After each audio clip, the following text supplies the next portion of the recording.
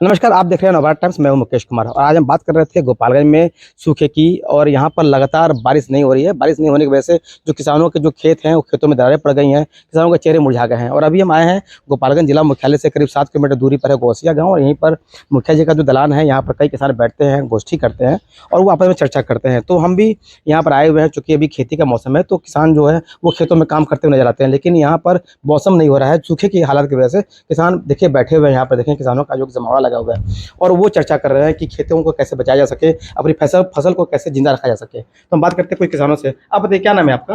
रेवती रमण मिश्र। जी बताया जाए, अभी जो खेती के जो हालात हैं उस बारे में क्या कहना है आपको? बहुत बुरा हाल है। ऐसा सूखा तो हम लोग पता नहीं किस जमाने में देखे थे। और किसी तरह हम लोग उस फसल को बो तो दिए हैं, रोपवा दिए हैं मशीन चलाकर, है ना, पंप सेट से। लेकिन अब लगता नहीं है कि हो पाएगा। पानी चला रहे हैं उसमें और 2 दिन में वो ख़त्म हो रहा है। डीजल की महंगाई है, कितना उसको सिंचाई करें उसकी। तो किसी तरह फसल को तत्काल बचाते हैं कि भविष्य में कहीं बरस जाए, आ जाए पानी। लेकिन न आवे तो फिर हम लोग सिंचाई पंप सेट से करके उसको उपजा नहीं सकते हैं। वो अंत में समाप्त हो जाएगा। जिंदा रखे हुए थे हाँ, किसी तरह जिंदा रख रहे हैं, अब जितने दिन तक रह जाए।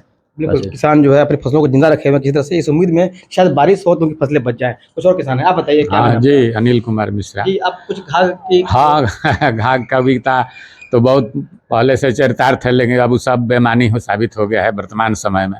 जैसे देखिए, अभी अश्लेषा नक्षत्र चल रहा है तो उसमें कहा गया है कि जे न भरे अश्लेषा माघा तो फिर भरे अश्लेषा माघ। हिंदी का इसका मतलब ये हुआ कि ये नक्षत्र जो है बारिश का, भयंकर बारिश का नक्षत्र है। लेकिन अभी ताल तलैया सब कुछ सूखा पड़ा है, तो अब तो पानी हुआ नहीं, तो फिर अब अगले साल का इंतजार हम लोग करेंगे। तो अब अगले साल क्या होगा अब देखा जाएगा। अभी देखिए, सारा आंकड़ा कहता है कि ये भाई 49-50% पानी कम हुआ है विगत सालों के अपेक्षा। अभी कुछ ना कुछ बारिश होती रहती है। तो खैर, हम लोग इसी आशा में अपना बिचड़ा उचड़ा लगा कर महंगा धान का बीज लिए हैं, सरकार के भी द्वारा भी उपलब्ध कराया गया, उसको लेकर हम लोग लगाए हैं। पंप सेट से सिंचाई किए हैं। इलेक्ट्रिक की भी सुविधा, इलेक्ट्रिक तो रहती है लेकिन उसका बिजली रहती है तो उसमें कुछ सस्ता पड़ता। तो चूँकि अभी कनेक्शन हम लोग नहीं लिए हैं, इसलिए अपने पंप सेट से हम लोग करते हैं। 98 रुपया लीटर डीजल खरीदते हैं।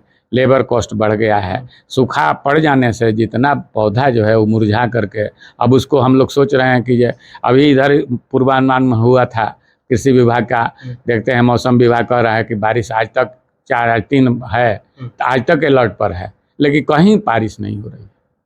आज जो मौसम है कि सावन मास बहे पुरवैया, बैला बेच के न धेनु गैया। तो अभी सावन महीना में बह रहा है पुरवा, बारिश होगी नहीं। पछुआ भी बहा था कल परसों, लेकिन उस पर भी बारिश नहीं हुई।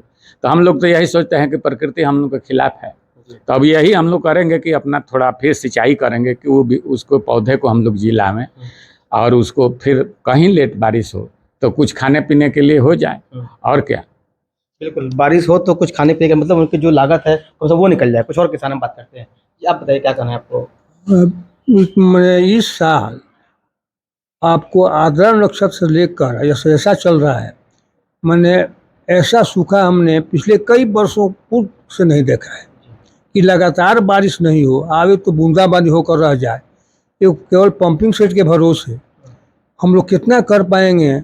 अब हम लोग का मैंने चांद निकल रहा है, पैसा इतना लगा करके और रिटर्न कुछ नहीं आएगा, तो हमारी हम लोग की हालत क्या होगी, परिवार की हालत क्या होगी।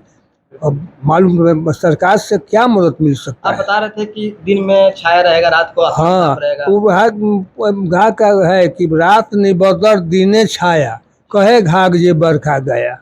मैं रात में बदरी उदरी कुछ नहीं हो, रात साफ हुआ, दिन में छाया बदरी आवे, बादल घिरे, ये वर्षा के लक्षण नहीं है, बारिश नहीं होती है। अब वही लक्षण अभी चल रहा है। अब इस बरसात के अंतिम भी ऐसा मांगा मौका है, इसमें ही बारिश नहीं हो तो कितना होगा। पंपिंग से हम लोग जिला रहे हैं कि 25% हो जाएगा, लेकिन लागत तो हमारा पूरा लग गया, रिटर्न तो उतना आएगा नहीं। और कहीं साफ नहीं हो तो वो भी नहीं होगा, टोटल जीरो पर चले जाएंगे हम।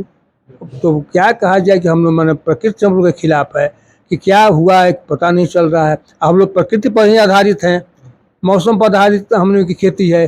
कोई साधन सुविधा सरकार से उपलब्ध नहीं है कि हर जगह नहर हो, हर जगह ट्यूबवेल हो जो हम लोग पानी पटा करके उसको बढ़िया से कर सके, वो भी सुविधा हमारे यहाँ नहीं है। गोपालगंज जो किसान है वो सीमित संसाधनों में खेती करने को मजबूर है। कुछ और किसान इनसे बात करते हैं। आप बताइए क्या कहना है आपको?